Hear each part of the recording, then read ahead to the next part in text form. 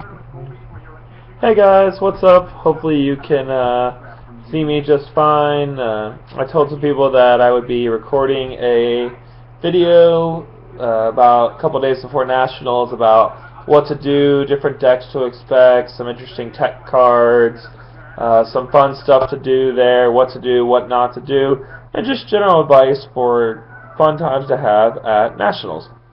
So here it goes. Basically, on the way there, you want to make sure that you go with friends, or at least the people you know, because that way you can stay awake, you can show the price of gas, you can talk, you can troll, you can discuss Therio, deck advice, tech ideas, everything like that. Going with people just makes the experience so much better. Do not go alone.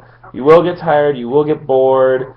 Stop as often if you have to. There's no reason to be uncomfortable whether you have to use the restroom or just want to get out and stretch your legs. It is a 7 or 8 hour drive from DC, where I live, or Maryland, Nova, where most of us live, or some Virginia Beach for some friends of mine if they watch this video. Um, so yeah, make sure that you get there safe, because if you don't get there safe, then the whole weekend's basically pointless, because, then Nationals is ruined. When you do get there, make sure that you go out and do something non-Yu-Gi-Oh related. Whether you go see a movie, or you go out to eat, or you go see the sights, or anything like that, just go have fun. Something non-Yu-Gi-Oh related with your friends, with the people you went with people you hardly ever see, only at events. And that way you can relax, you can enjoy the city, you can try something new. When we all went to YCS Philly, we went and had Philly cheesesteaks. Phenomenal. Absolutely phenomenal. If you're wondering what I'm looking at, I have this list of random stuff that I wanted to make sure I covered in this video. Um, but yeah, in Columbus, Ohio, there's a great restaurant called White Castle. Well, restaurant, fast food, same sort of thing. They have fantastic hamburgers. They're absolutely delicious. They got mozzarella sticks. They got all this good stuff that we all planning on go to on Friday, so that we can have a good time there and have food for the weekend, since most of our hotels have refrigerators, microwaves, and all that. Make sure you sleep at night. No amount of Therio or last minute playtesting is going to help you right before the event. If you stay until 3 or 4 a.m., come up with some great ideas, and then you're too tired to put them into place the next day. And then, the only person you have to blame is yourself, because you spent all this time preparing to, not play your best, and then you're just upset because then Nationals isn't as fun as it could have been if you had topped. Also, don't go on tilt. Basically, what that means is if you get a loss, don't worry about it. Shrug it off, move on. It's at least 9 rounds day 1, probably another 3 rounds day 2, plus going all the way up to top 2 from top 128, there's another 7 rounds after that. So if you get a loss to something dumb, whether it's Chamber or Final Countdown or Malefic Skill Drain deck or Rabbit Tour Guide Heavy, Future Fusion, etc., shrug it off. Let it go. Move on, go complain to your friends, say, oh, my opponent God-handed me, and then just move on. Don't, dwell on it. Go outside, get some air, go get some food, something, move on to the next round. The next round's coming within the next 30 to 40 minutes, so you will be good. Smash your next opponent, and then just gain your confidence back. Also, with regards to that, stay focused. If you're EXO, if you're 4-0, 5-0, 6-0, doesn't matter. The focus is topping, top 128. You could go 9-0 day 1 and go X3 day 2, and you ain't gonna top. Stay focused. Make sure that you get that mat, or however the heck you pronounce that stupid thing, because that's what we're all there for, is to top and go to Worlds and represent our country, being the United States. In between rounds, do something fun, too. A lot of us enjoy old formats. Play Go Control, play Teledad, play Cardfight Vanguard, or the new thing that just came out being Duel Masters, which is a lot of fun, and I tried it a little bit. It's definitely an interesting thing that I might try after Nats, Go get a drink, go use the restroom in between rounds. There's nothing like going up to your match and not being focused because of something simple like that. Drink water, drink Gatorade, stay away from sodas or energy drinks. I know a lot of people really do like them, but in a 9-round day that's probably going to go to 11 o'clock or midnight, you don't want to be crashing, round 7, round 8, especially if you're XO, X1. You want to play your best, so stick with water, stick with Gatorade, stay hydrated, try and stay away from sugary candies like Skittles or M&Ms and stuff like that, because that's going to do the same thing energy drinks do. My Poison of Choice is Mike and Ike. It's something I love. A lot of people, laugh at me and think it's funny because I always have them, but it's just habit. I'm superstitious. I've always had them at events, and it's just something I enjoy. But yeah. What else? Something to do in the downtime, too. Going off of the downtime in between rounds. Friday night, I'm probably not even going to play at all, just because I play tested enough. I'll help people with decks. I'll give advice on side decks, tech choices, how to play against certain matchups, stuff like that. But I'm bringing my GameCube. I'm going to play Super Smash Brothers. I'll watch movies. Try and relax, because the Nationals is the next day. It's a lot of pressure. It's going to be a very long day. You've practiced hard. You got your invite to get here. Be ready. There's, you don't need to play all night or anything just to, wear yourself out the day before. Also, with your side deck, make sure your side deck is really versatile. There's going to be a lot of random stuff there. Cards like Thunder King, Royal Decree, Soul Taker, which is very popular, Snowman Eater. Let's see, Max C is increasing hugely in popularity because of Wind-Up's winning South American Nats, and a few others, I believe, that I can't think of off the top of my head. But it's a very good card. It's good against Heretics and Dino Rabbit, and let's see, Samurai. Samurai is going to be everywhere with the structure deck, especially since it's one of the decks that easily beats Final Countdown and Chain Burn, which no one wants to lose to that stupid crap after they spend all this money on their deck and to get there, and etc. So yeah, watch out for those decks. Have appropriate tech. Spirit Reaper is another good versatile card. Stuff like that. If you're playing Rabbit, macro versus non-macro, different choices there. If you're playing Chaos Dragons, there's a lot of good tech cards people aren't thinking about. Some of them I can't say just because they're my friends / teammates that they're keeping to themselves. But, think outside the box a little bit. Don't just go with the norm. Wilson Sang, very good player from California, says, don't play the format, define the format. It's one of the big things in his videos, Play your tech cards. If you think something's good and everyone else doesn't, hey, maybe it'll just win you an event. You never know. My friend Courtney Waller has one of the most unorthodox playstyles I've ever seen, and it works for him, So play your best, play your style. Don't let anyone change what you do or how you act, Listen to advice, play well. If there's certain scenarios you want to know how to play out of, ask for it, and go from there, basically. But stick to yourself, One of my favorite people in history, Da Vinci, to thine own self be true. Anyways, getting off track.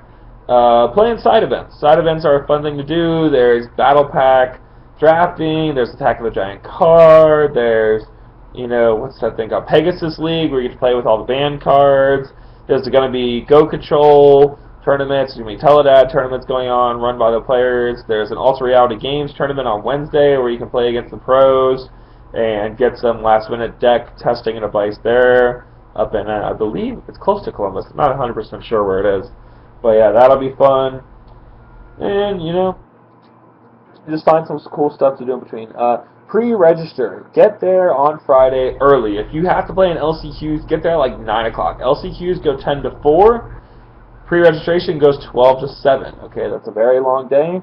The pre-registration line is probably going to be very long. The LCQ line is going to be incredibly long. There were probably 100 LCQs at least last year, and a lot of people got invites. In fact, one of the people who actually got the invites got like top 4 or top 8 last year. It's happened every year at Nationals. Someone goes to LCQs, gets their invite, and ends up going to Worlds. Crazy, right? It finds how good this game is. Anyways, moving on. Pre-register. Write your deck list beforehand. Konami has a deck list online that you can fill in. You can type in all the names, check your spelling, make sure everything's correct, check the numbers. It adds them all up for you. Get your Konami player ID. That way you don't have to be looking online or sifting through your bag, trying to write out your deck list. That's also a good way to avoid getting your stuff stolen because you're not paying attention, because you're trying to write your deck list and hold your deck and hold your bag all at the same time. Plus, a lot of people don't have their Konami card. They lost it, like me. I've lost like 4. But anyways, write your deck list beforehand. Have your friends check it. Have your teammates look at it. Make sure everything's correct. That way you can just go and turn it in. There is no entry. You get the mat. You get the get the sleeves. Be careful not to sell them right away. There will be a lot of people standing around trying to buy them for a reduced price, 40, 50 bucks. I would highly suggest waiting until at least Saturday or Sunday if you want to sell it to see how much the mat is actually going to go for. Last year, the 6 Samurai mats were going for $25, $30 on Friday, and they were up to $50 to $70 by Saturday, Sunday. The Trishula mat was the top 64. It was $400 on Sunday. a couple weeks later it had dropped to like $200. So just be careful when you're trying to sell stuff. Also, there is no selling of cards at events, just according to economic policy, so be careful with that. That's a good way to get banned very quickly. So, yeah. I'm trying to think about what else. If you're using your sleeves, be careful. Check your sleeves after every single round, you know. Count out your deck. Count out your side deck. Count out your extra deck. Make sure your opponent didn't actually take one of your cards or you take one of theirs. That's a good way to get a game loss the next round if you're missing something. Or, say you're missing a tour guide or a rescue rabbit or something expensive. That's important. You don't want to lose that, especially since a lot of people play White Player's Choice. It's a very popular sleeve choice. It's very easy for them to play Mind Control or Monster Reborn, Enemy Controller, anything like that, and exceed and keep your card by accident. So yeah, just be careful of that. Check your sleeves for marks, for bends, for curves, anything that looks like you're stacking or cheating. You will get called on for. People are going to be sharking all over the place. It's awful at every single event, but it's the worst at NAP. Because everyone wants to talk. Everyone wants to mat. Everyone wants to go to Worlds. They spend a lot of money to get there. Spend a lot of time play testing. They will do whatever it takes to win. Be careful. Okay. That's a big thing. Also, don't cheat. Don't stack your opponent. Don't, try and trick them or rule shark them or anything. There's no point to that. I'm a big believer in what goes around comes around. If you shark someone, round 3 to get a win, come round 9 when you're X1 or X2 and you have to win to top, you're going to lose because you're going to get sharked or get a game loss for something dumb.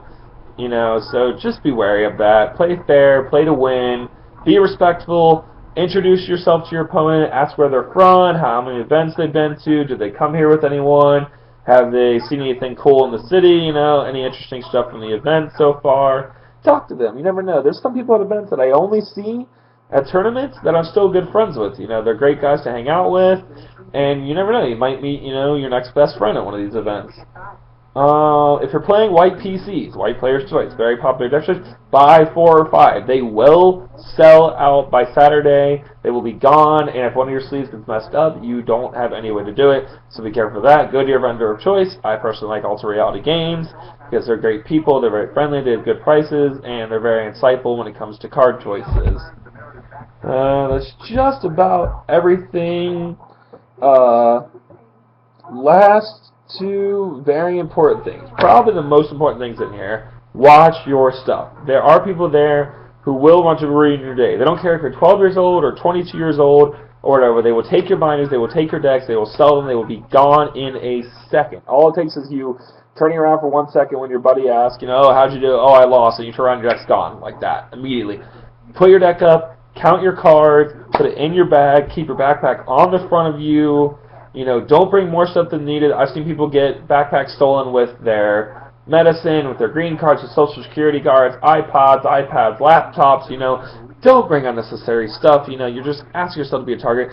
If you have a very high rarity deck, which a lot of us are rarity whores, myself included, be extra careful because especially if you're doing well, you're a huge target because everyone's going to be watching you on top tables, including thieves, so just be very wary of that. And make sure to have fun.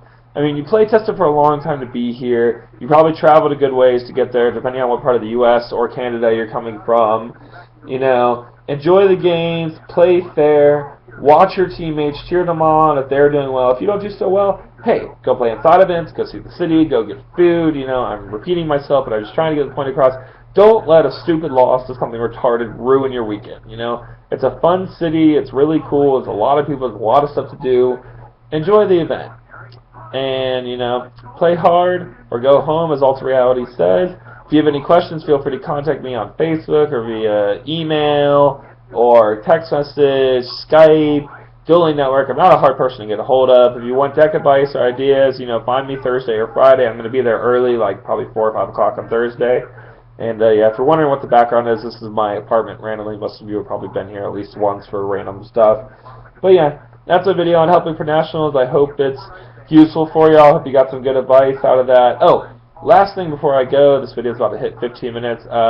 Tech cards. Good, important tech cards that people aren't seeing.